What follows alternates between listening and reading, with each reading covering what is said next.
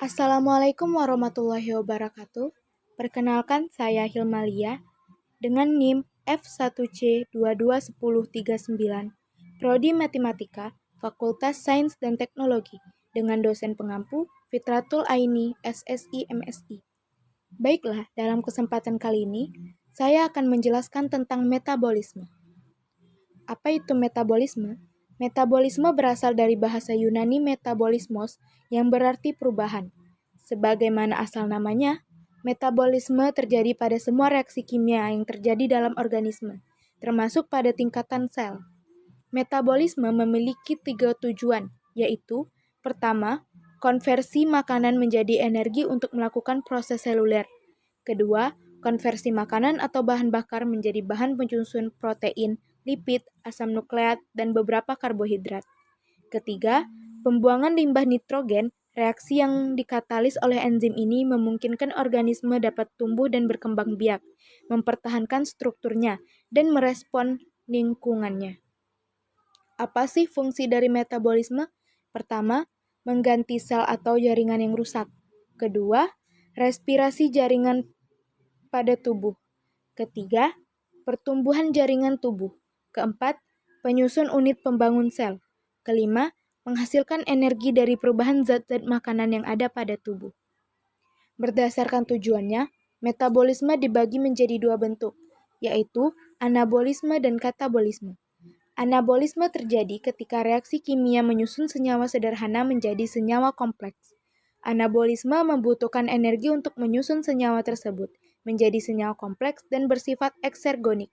Salah satu bentuk anabolisme adalah proses fotosintesis yang terjadi pada tumbuhan.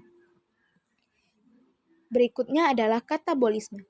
Katabolisme terjadi ketika reaksi kimia mengurai senyawa kompleks menjadi senyawa sederhana. Katabolisme akan menghasilkan energi ketika mengurai senyawa kompleks tersebut menjadi senyawa sederhana dan bersifat endergonik. Salah satu bentuk katabolisme adalah proses respirasi pada makhluk hidup. Sebelum melanjutkan tentang anabolisme dan katabolisme, marilah kita pahami dulu tentang enzim. Kenapa sih kita harus mengetahui enzim juga? Karena enzim menurunkan energi aktivasi pada reaksi metabolisme. Semakin rendah reaksi aktivasi, semakin mudah dan cepat reaksi metabolisme berlangsung. Apa itu enzim? Enzim adalah biokatalisator organik yang dihasilkan organisme hidup di dalam protoplasma, yang terdiri atas protein atau senyawa yang berikatan dengan protein. Sementara di ilmu biologi, enzim didefinisikan sebagai biokatalisator yang berfungsi mempercepat reaksi biologis di dalam tubuh.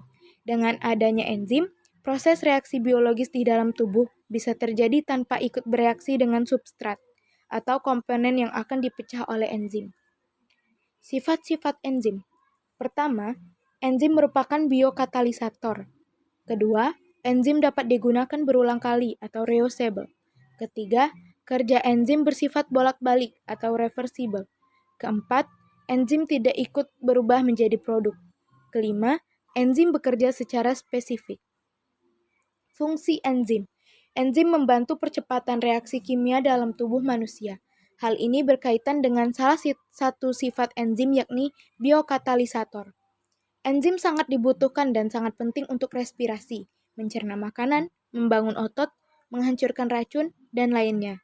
Tidak hanya itu, enzim juga sangat berperan penting dalam proses metabolisme, sehingga tubuh dapat menghasilkan energi. Cara kerja enzim. Pertama, lock and key. Enzim dan substrat bersatu seperti kunci dan anak kunci. Dalam hal ini, substrat masuk ke dalam sisi aktif enzim sehingga seolah dikunci. Teori ini menganalogikakan hubungan enzim dan substrat seperti kunci dan anak kunci. Kedua, induced fit. Apabila enzim dan substrat bergabung, perubahan konfigurasi pada sisi aktif enzim akan terjadi. Perubahan ini akan menyebabkan fungsi enzim semakin efektif. Baiklah, kita akan melanjutkan tentang katabolisme.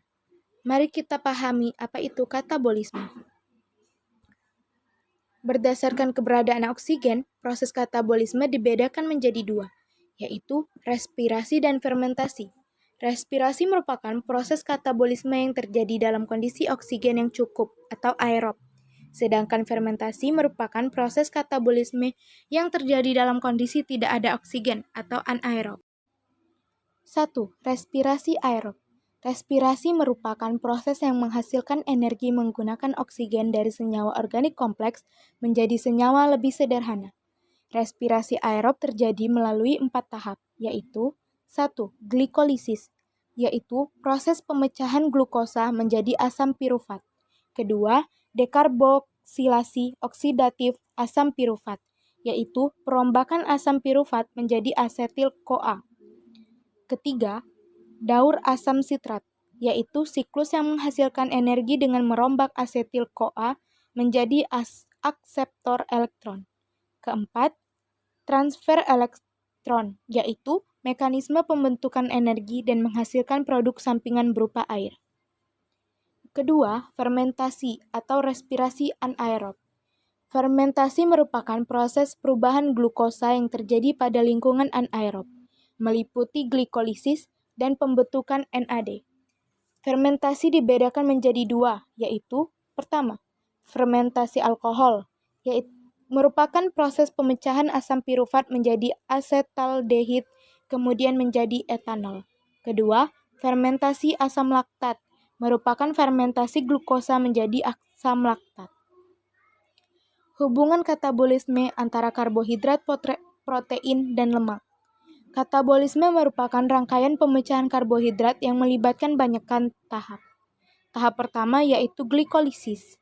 Glikolisis merupakan proses yang menghasilkan asam pirufat dari perombakan karbohidrat di dalam sel. Dalam prosesnya, glikolisis dibantu oleh beberapa enzim pencernaan. Asam pirufat akan masuk ke tahapan kedua, yaitu tahap dekarboksilasi oksidatif yang menghasilkan produk akhir berupa asetil-CoA. Asetil-CoA kemudian selanjutnya akan masuk ke siklus Krebs yang menghasilkan NADH dan ATP.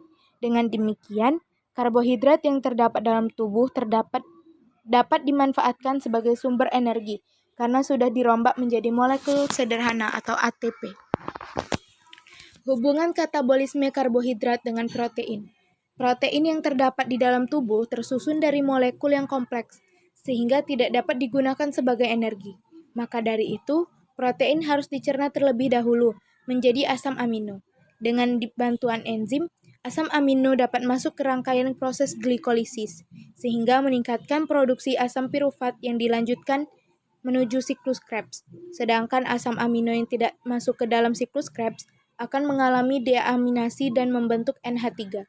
NH3 yang tidak terserap dalam tubuh akan dikeluarkan dalam bentuk urin. Hubungan katabolisme karbohidrat dengan lemak. Lemak mengandung banyak atom hidrogen sehingga lemak dijadikan sumber energi utama dalam tubuh.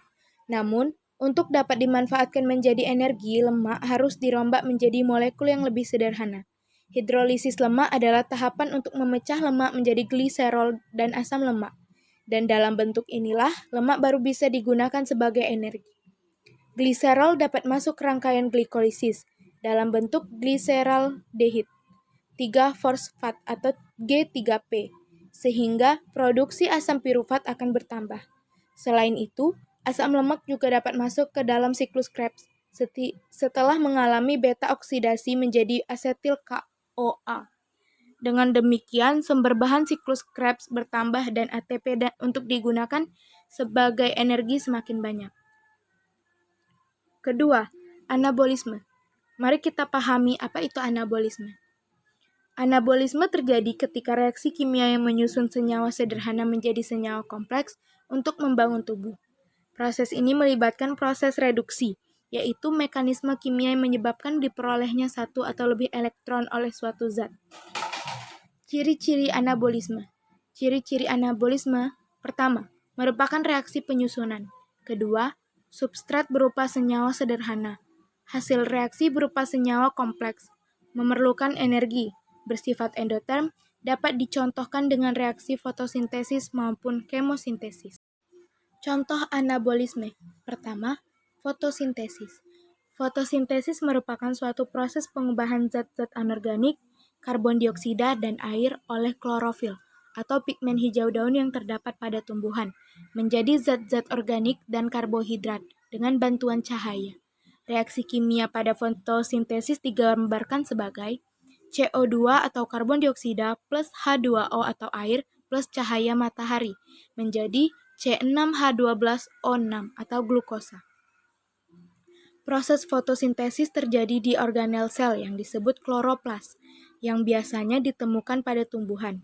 Adapun struktur dari kloroplas adalah sebagai berikut. Pertama, memiliki membran rangkap, yaitu membran luar dan membran dalam. Kedua, di dalam kloroplas terdapat cairan yang disebut dengan stroma, yang digunakan untuk menyimpan hasil fotosintesis. Ketiga, terdapat tilakoid, yang merupakan struktur berbentuk kantong datar berisi klorofil. Keempat, terdapat tumpukan tilakoid yang disebut grana. Kelima, tilakoid di dalamnya berongga. Rongga tilakoid disebut dengan lumen tilakoid. Fotosintesis berlangsung dalam 2 tahap reaksi, yaitu pertama, reaksi terang. Reaksi terang adalah tahapan di mana terjadi penangkapan energi cahaya atau foton oleh klorofil yang terdapat pada kloroplas. Reaksi terang hanya dapat terjadi apabila terdapat sinar matahari. Reaksi terang terjadi pada membran tilakoid. Proses pada reaksi terang meliputi, pertama, foton diserap oleh kloroplas dan dirubah menjadi energi yang dapat menggerakkan elektron. Selanjutnya, molekul air dipecah yang mengakibatkan elektron hidrogen dan oksigen terlepas dari molekul tersebut. Proses ini disebut dengan fotolisis air. Lalu, hidrogen yang terlepas akan bergabung membentuk NADP, dan terjadi proses sintesis ATP. Selanjutnya, NADPH dan ATP yang terbentuk merupakan bahan yang akan masuk ke tahapan reaksi gelap, sedangkan sebagian oksigen dilepas dan digunakan untuk katabolisme. Reaksi gelap. Reaksi gelap adalah tahapan lanjutan dari reaksi terang. Reaksi gelap dapat terjadi tanpa bantuan energi dari cahaya matahari. Reaksi gelap disebut juga dengan siklus Kelvin-Benson atau siklus Kelvin. Tempat terjadinya reaksi gelap yaitu pada stroma. Proses pada reaksi gelap meliputi, pertama, reaksi gelap dimulai saat karbon dioksida difikasasi oleh RuBP atau ribulosa bifosfat menjadi senyawa 6 karbon. Selanjutnya, senyawa 6 karbon dipecah menjadi 2 fosfogliserat atau PGA. Ketiga, PGA menerima gugus P dari ATP dan elektron dari NADPH, sehingga merubah menjadi 12 PGAL. Keempat, 12 PGAL berkondensasi menjadi glukosa 6-fosfat, sedangkan 12 PGAL berkurang menjadi 10 PGAL untuk kembali ke tahap awal menjadi RuB. Kelima, kemudian glukosa 6-fosfat digunakan untuk membentuk karbohidrat akhir fotosintesis. Kedua, kemosintesis. Kemosintesis merupakan peristiwa sintesis senyawa organik dari senyawa organik melalui suatu reaksi kimia tertentu. Organisme yang dapat melakukan kemosintesis adalah bakteri kemoautotrof atau bakteri yang tidak memiliki klorofil. Selain jenis organisme, perbedaannya juga terletak pada sumber energi yang digunakan. Pada kemosintesis, sumber energi utamanya bukanlah sinar matahari layaknya fotosintesis, tapi berasal dari reaksi kimia berupa oksidasi. Kemosintesis biasanya dilakukan oleh organisme yang tidak tersentuh oleh cahaya matahari. Misalnya, bakteri yang hidup di laut dalam. Contoh bakterinya adalah bakteri sulfur atau Thiobacillus, bakteri nitrit atau Nitrosomonas atau Nitrosococcus, serta bakteri nitrat atau Nitrobacter. Bakteri-bakteri ini kemudian akan memproses senyawa organik di sekitar untuk menghasilkan energi kimia. Misalnya, Thiobacillus yang menghasilkan sulfur dengan cara mengoksidasi hidrogen sulfida. Energi kimia yang dihasilkan dari oksidasi inilah yang kemudian digunakan untuk pembentukan karbohidrat. Baiklah, sekian penjelasan dari saya. Saya ucapkan terima kasih. Wassalamualaikum warahmatullahi wabarakatuh.